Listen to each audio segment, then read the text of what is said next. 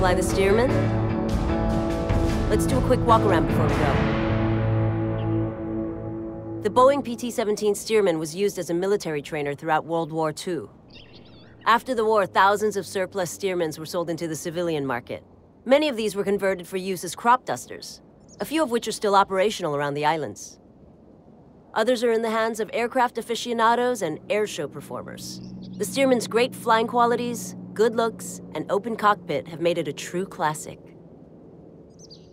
You ready to give it a go? Climb on up.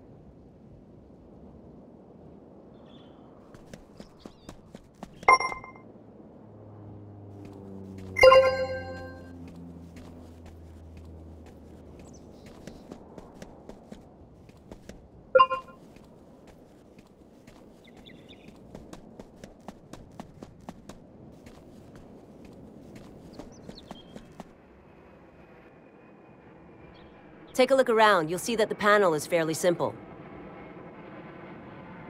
Pilots use a checklist to help them remember all the steps required to safely operate an aircraft. Go ahead and bring up the checklist. You can manually perform the checklist, run the checklist automatically, or skip it completely. Since we don't have a lot of time in this aircraft, I'll run through the checklist with you and help you out with the steps. Here's the engine start checklist. Brakes, apply and hold. Throttle open to 1/2. Mixture to full rich. Okay, ignition on. Battery goes on. Starter on. And we have ignition.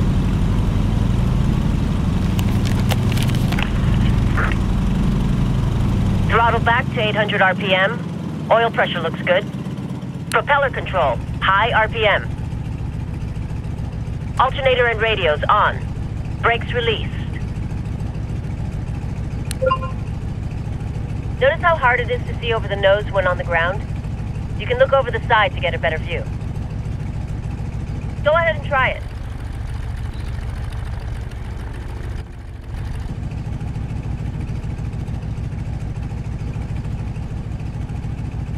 Great. Taxi to the runway. Add a little throttle to get us moving.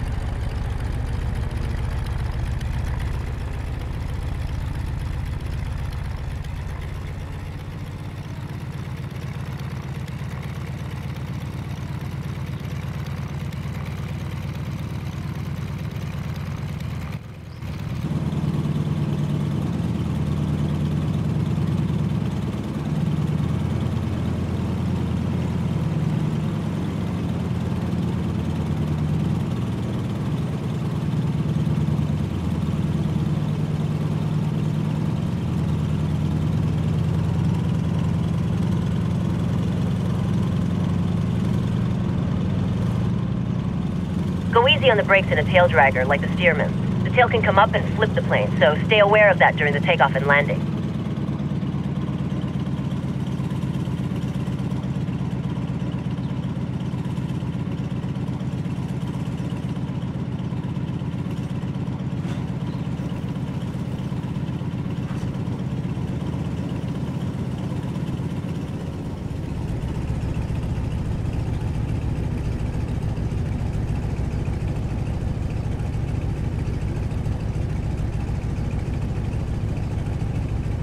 Stop here and I'll run through the before takeoff checks.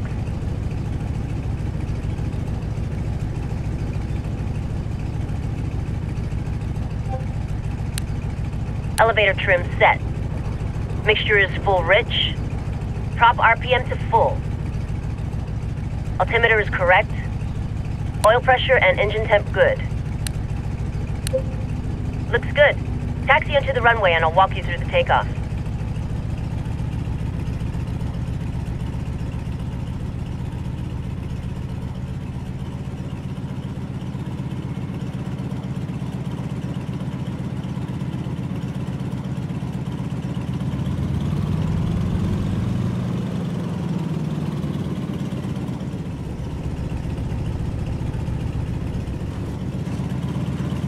When lined up and ready, slowly add full throttle.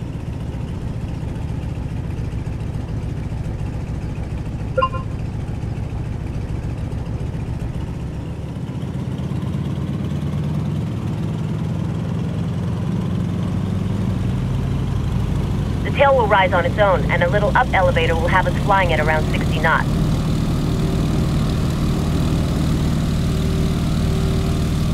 And we're off. Pitch to climb out at 80 miles per hour or about 70 knots. We'll climb straight out to 500 feet and then do a little sightseeing.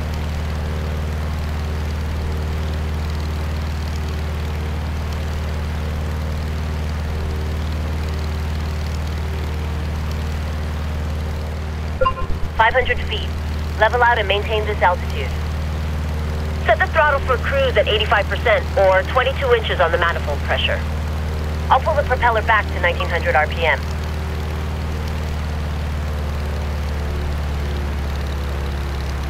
I see a cruise ship coming into port. Let's make our way out there to get a better look.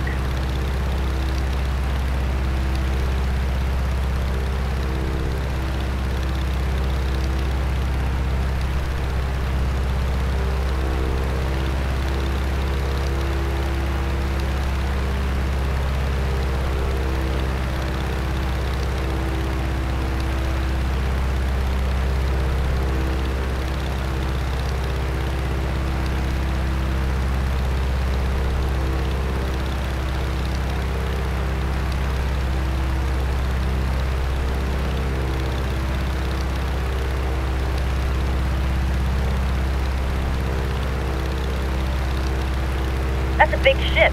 Why don't you circle it to get a better view?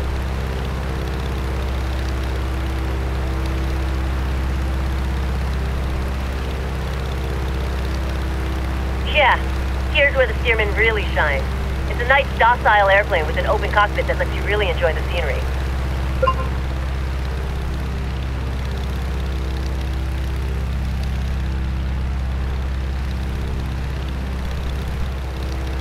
Now that we're over water, feel free to put the plane through its paces so you get a good feel for its flight characteristics.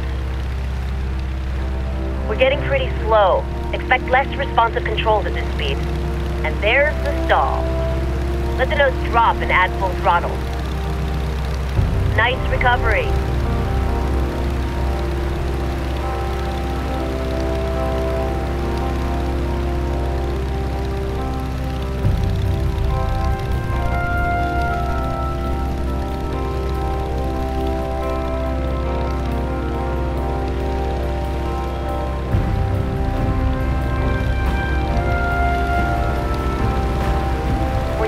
Start heading back inland to the entrance of the Wailuku River.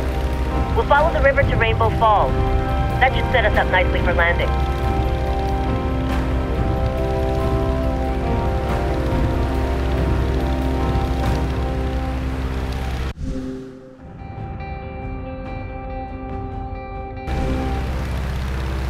See the bridges crossing the river?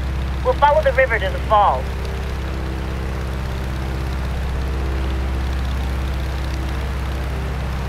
If you enjoy flying the Stearman, you could fly some sightseeing jobs or fly an aerobatic routine at the local air show. When flying sightseeing tours, always fly to the right or the left.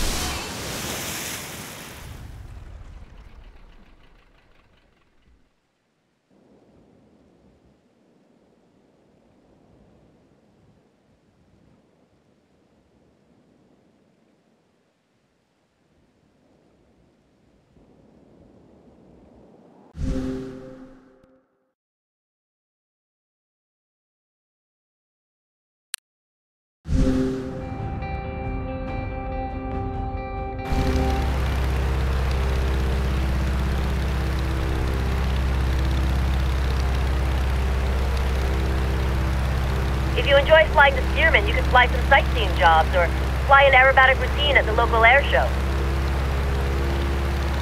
When flying sightseeing tours, always fly to the right or the left of landmarks so the passengers...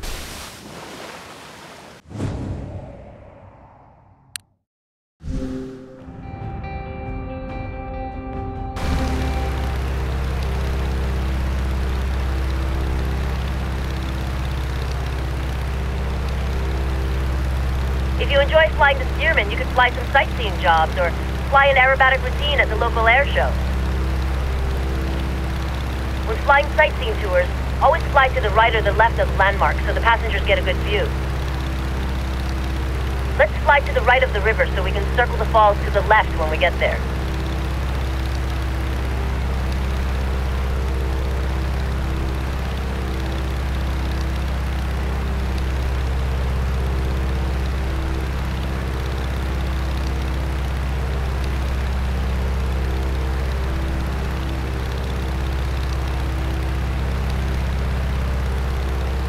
Circle the falls to the left, and then we'll start looking for the airport. We want to start heading back. Rainbow Falls is 80 feet tall and ends in a natural pool surrounded by wild ginger.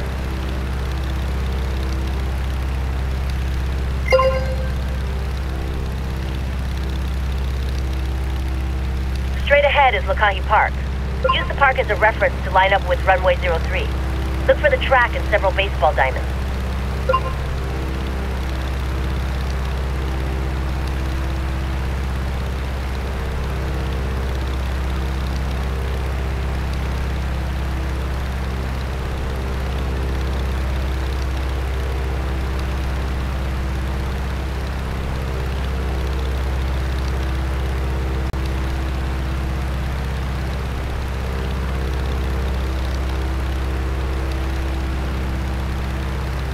Getting a perfect landing in a tail dragger is a little more difficult than in a tricycle gear aircraft. Landing hard on the main gear pushes the tail down. If you're carrying too much airspeed, this results in a bounce, or 2, or 3. So make sure you're nice and slow with a nose-high attitude before touching down. This is called a 3-point landing because all the wheels touch at nearly the same time.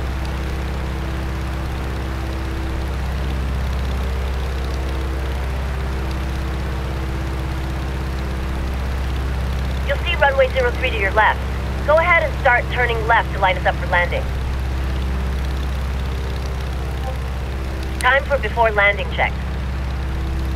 Mixture to rich. Prop RPM to full. For the landing, our approach speed should be about 75 miles per hour or 65 knots.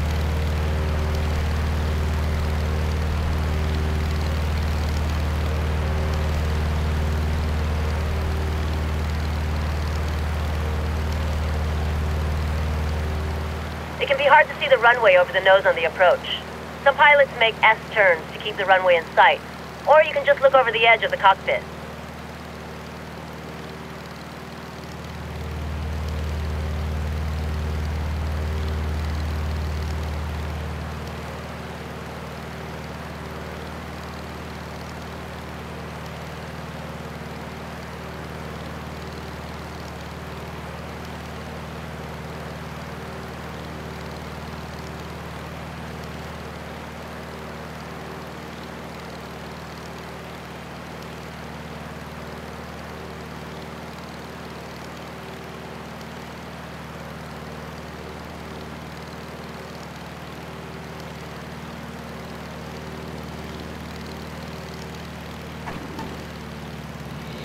Well, it'll take a little practice to make a good landing. Turn left at the next taxiway.